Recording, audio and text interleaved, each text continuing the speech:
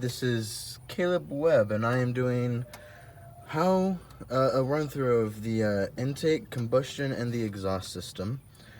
We will start off first with what happens right after you press the gas on the throttle. It'll go into the air chamber where it will go into the air filter.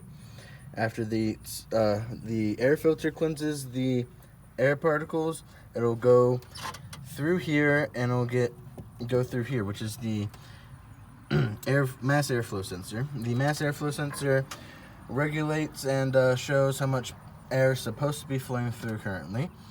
I do not believe this truck has it, but after that would be the IAT, the intake air temperature, which would basically tell what the temperature of the air is, so it can later see what the fuel air ratio needs to be. After that, it will go into the intake manifold, where a vacuum will pull it through the intake, and it will make its way into the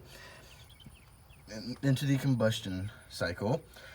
Right before it hits the combustion cycle, which will be in the engine block here, the fuel injectors, which I believe are not be able to see from this angle, but the fuel injectors will inject the fuel into the air mix, creating the air fuel mix I was talking about in order for combustion. Inside the combustion chamber, there is a piston which is where we will start the four-stroke cycle inside the combustion chamber. The first stroke of the four-stroke system is the intake stroke, where the valves open and air is rushed into the combustion chamber.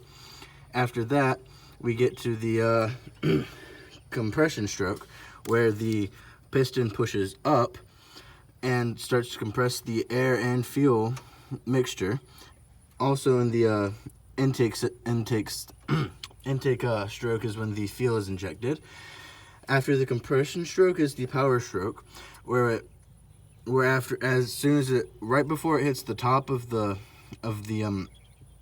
compression stroke, the spark ignites the air fuel mixture, which causes the piston to suddenly go down with all the force, which is the power.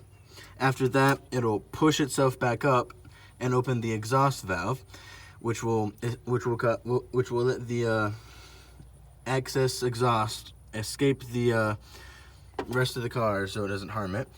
After that, we'll get to the somewhere after that is the air fuel ratio sensor, which makes sure that the air and the fuel are proper at the stoichiometric ratio, which is 14.7 to 1.